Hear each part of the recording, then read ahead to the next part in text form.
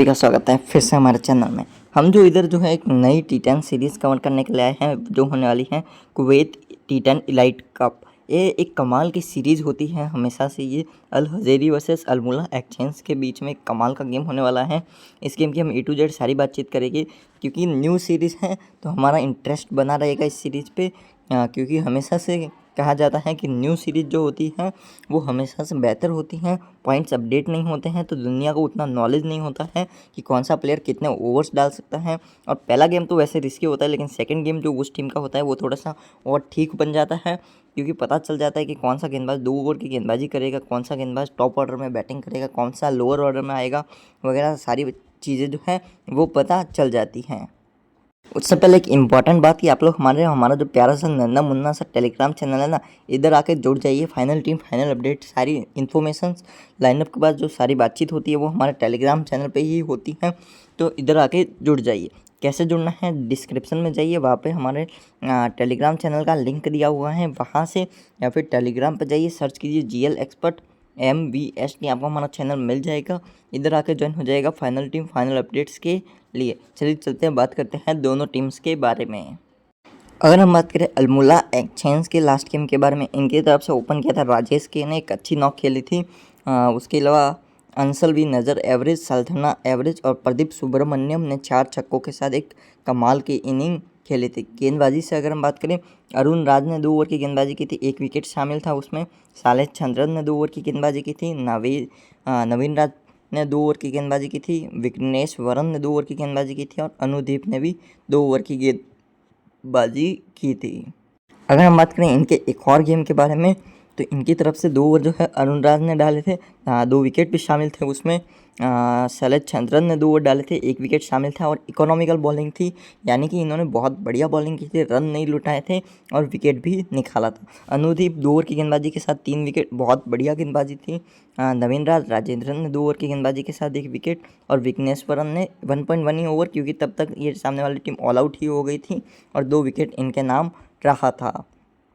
बल्ले से अगर हम बात करें, नवीन राजेंद्रन कुछ खास नहीं, राजेश के कुछ खास नहीं, लेकिन मिडिल ऑर्डर में अंसल वी नज़र और नितिन साल्थना आखिर फिनिशिंग टच इजीली दे जाते हैं और प्रदीप सुब्रमण्यम एक छक्के के साथ गेम को विनिंग ड्रॉप में कन्वर्ट कर देते हैं। अगर हम बात करें अल हज़ेरी के बारे में, इनकी तरफ से गीवाला 2 ओवर की गेंदबाजी कर रहे थे, 2 ओवर की गेंदबाजी जो है शमसद कर रहे थे, 2 ओवर की गेंदबाजी जो है जंडू कर रहे थे, 2 ओवर फ़कर भी डाल रहे थे।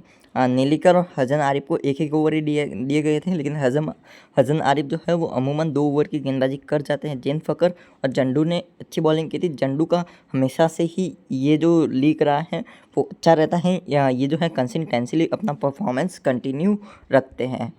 अगर हम बात करें बल्ले से, तो बल्ले से हसन आरिफ उतना खास नहीं। इस टीम की इस टीम की बॉलिंग स्ट्रेंथ बहुत अच्छी होती है हर सीज़न, लेकिन ये टीम अपनी बैटिंग की वजह से हर सीज़न जो है डाउन इनटू द ऑर्डर रहती है। Hasan Arif average type batter है, विश्वजीत कुछ खास नहीं, उस्मान वाहिद कुछ खास नहीं और टंकी वाला ने भी उतना कुछ खास नहीं किया। वैसे उस्मान वाहिद एक अच्छे बैटर हैं, अगर स्क्वाड में होते हैं तो नज़र रख सकते हैं।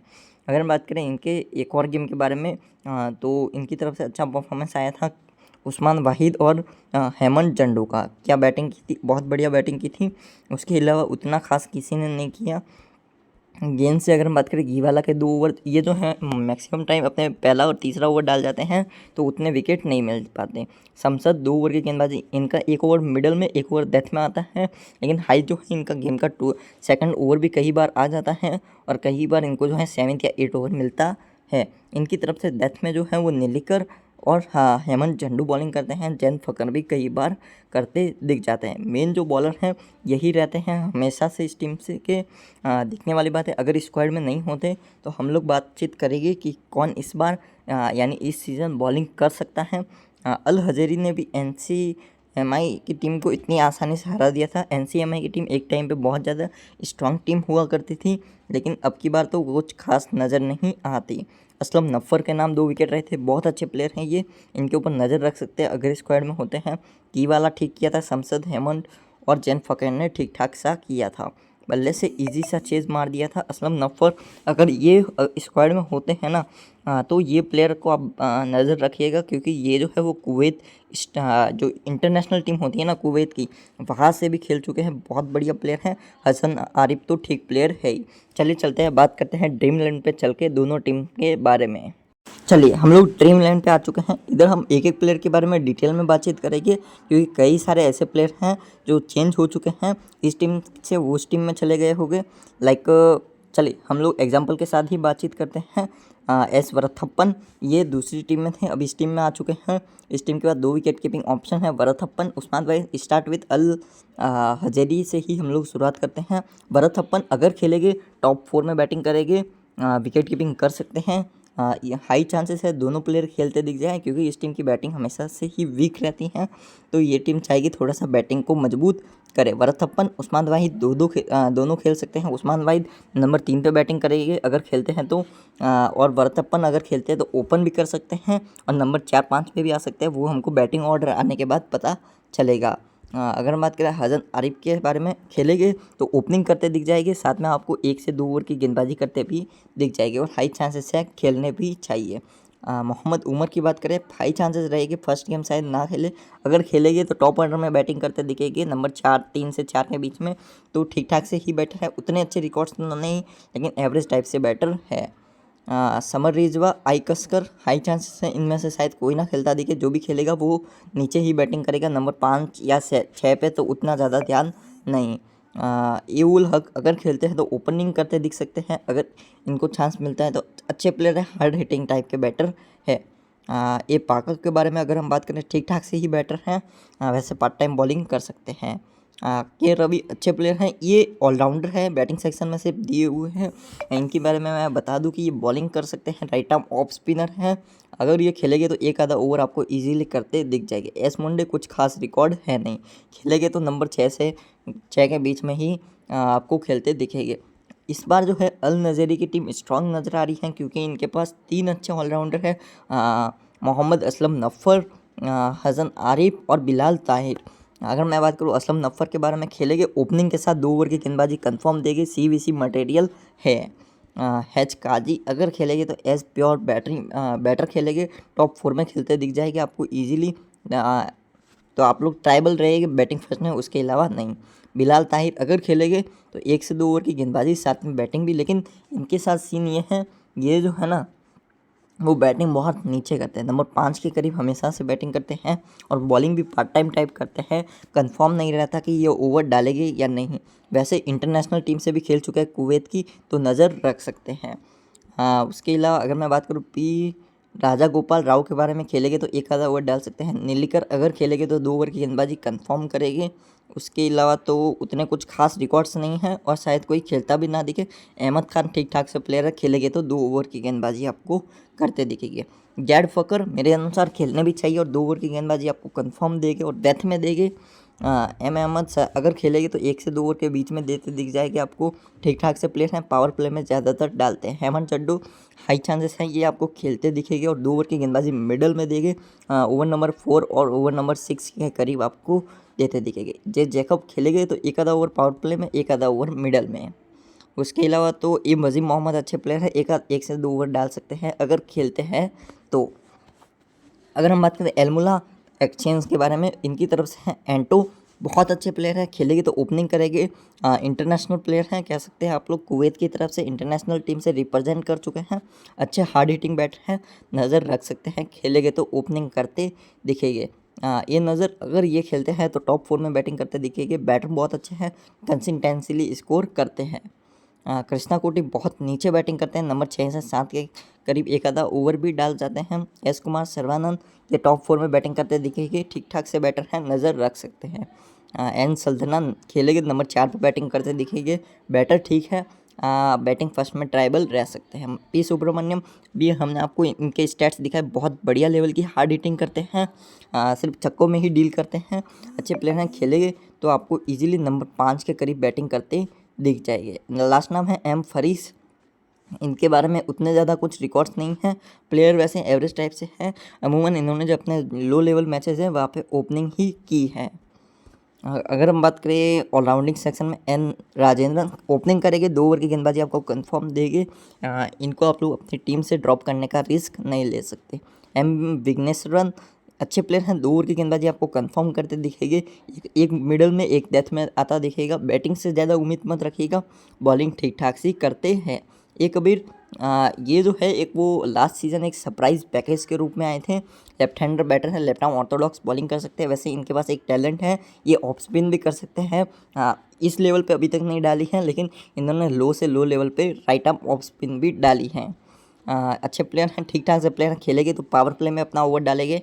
आर रेजी ऑलराउंडिंग सेक्शन में ज़रूर हैं, लेकिन एज बैटर ज़्यादातर खेलते हैं, उतने कुछ खास आंकड़े नहीं हैं। अगर हम बात करें पी कुमार के बारे में, खेलेंगे 2 ओवर की गेंदबाजी आपको कंफर्म देंगे। अच्छे प्लेयर हैं, इंटरनेशनल टीम से भी खेल चुके हैं। ये सेल्वराज इस टीम के साथ लॉयल्टी बना के रखते हुए ये हर सीज़न इस टीम की तरफ से खेलते हैं। हर सीज़न इस टीम के टॉप 3 विकेट टेकर में इनका नाम होता ही होता है। अच्छे प्लेयर हैं, ऑफ स्पिनिंग प्लेयर हैं। पावर प्ले का ओवर नंबर 3rd और फिफ्थ ओवर लेके इजीली आ जाते हैं। अनुदीप सी अच्छे प्लेयर हैं, डेथ में भी ओवर डाल सकते हैं। बॉलिंग फर्स्ट में तो ज़रूर आप लोग ट्राई कीजिएगा। उसके अलावा 2 ओवर की गेंदबाजी आपको कंफर्म देंगे। विवेक आपको शायद खेलता ना दिखे, वैसे अगर खेलते हैं तो ठीक ठाक से प्लेयर हैं। एक आधा ओवर आपको इजीली डालते दिख जाएगी। लास्ट प्लेयर हैं अपने समराज करुणाथी। इनके बारे में क्या ही मैं बात करूँ, खेलेंगे 2 ओवर की गेंदबाजी आपको कंफर्म देंगे। अच्छे प्लेयर हैं, लेकिन इनके साथ ये सीन है कि 5वां और 7वां ओवर डाल जाते हैं, डेथ में उतने ज़्यादा ओवर्स नहीं डालते। चलिए हम लोग बात करते हैं इंपॉर्टेंट पिक के बारे में। अगर ये खेलते हैं, इनको ड्रॉप करने का रिस्क मैं नहीं चाहता आप लोग ले, हरगिज़ नहीं लेना चाहिए। CVC के लिए तो आप सोचे ना सोचे, ड्रॉप करने का रिस्क ना लें। बैटिंग सेक्शन में मैं हसन आरिफ को रख रहा हूँ। उसके अलावा पी सुब्रमण्यम ठीक ठाक चॉइस है। उसके अलावा तो कोई कुछ खास नहीं। 2 प्लेयर हैं जिन पे आप लोग नज़र रख सकते हैं, एम उमर और एस कुमार सर्वानंद। दोनों में से कोई भी जो है इजीली 10 से 15 का स्कोर करके जा सकता है। ऑलराउंडिंग सेक्शन में कई सारे चॉइसेस हैं। असलम नफ़र, राजेंद्रन, विघ्नेश्वरन, नीलिखर, इनको रख रहा हूँ। फिलहाल देखिए एक बात मैं बता दूँ, हाँ, हैच खाजी, बिलाल ताहिर, अगर इनमें से जो भी प्लेयर खेलता है और टॉप 3 में होता है ना, यानी कि क्योंकि हाई चांसेस है असलम नफ़र और अपने हसन आरिफ ओपन करेंगे। देखिए उमर खेलेंगे तो वो नंबर 3 पे आएंगे, अगर वो नहीं खेलते तो काजी या बिलाल ताहिर नंबर 3 पे आएंगे तो इंपॉर्टेंट हो जाएगा। हुमैयूं काजी, एक बात मैं बता दूँ, ये डेथ में बॉलिंग कर सकते हैं। आपको शायद इधर नहीं दिख रहा होगा कि इन्होंने बॉलिंग की है या नहीं, मेरे को डाउट था, इसलिए मैंने अभी वीडियो पॉज की और कंफर्म किया। इन्होंने डेथ ओवर्स में बॉलिंग की है। तो अगर ये खेलते हैं तो आप लोग इनको एज ऑलराउंडर भी देख सकते हैं। शायद इस सीज़न डाले ना डाले वो बात की बात है। लास्ट सीज़न इन्होंने बॉलिंग भी की है, ज़्यादा नहीं की लेकिन की है। बिलाल ताहिर तो हमेशा से ही बॉलिंग करते हैं, एक आधा ओवर 2 ओवर भी डाल जाए तो शॉकिंग नहीं, और बैटिंग तो अच्छी है ही। टॉप 4 में हो गए तो 100% मैं टीम में रखूँगा। फिलहाल के लिए मैं प्रवीण कुमार रख रहा हूँ, सेल्वराज, हैज जांडू, जेड फखर को रख रहा हूँ। अनुदीप ठीक चॉइस है। अब लास्ट प्लेयर के लिए आपके पास ऑप्शंस है। फिलहाल के लिए अगर हम देखें कितने ओवर्स कवर किए, हसन आरिफ के 2 ओवर, 2 ओवर नफ़र के, हसन आरिफ का एक ही गिनते हैं क्योंकि डाउटफुल हमेशा से, नीलिकर का 1 ओवर, जेड फकर और जंडू, यानी कि 2 ओवर रहते हैं। और वो 2 ओवर आपको बिलाल ताहिर की तरफ से या फिर हुमायूं खाजी की तरफ से, या फिर ये अपने जो मुर्जा अहमद है ना, मिर्ज़ा अहमद, इनकी तरफ से। मिर्ज़ा अहमद अगर खेलेंगे तो 2 ओवर कंफर्म देंगे।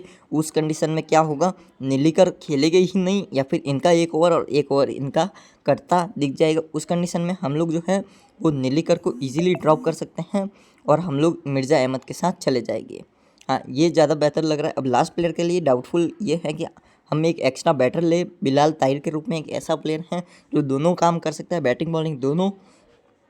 क्योंकि वो बैटिंग बॉलिंग अगर दोनों कर सकते हैं तो और भी ज़्यादा इंपॉर्टेंट हो गए।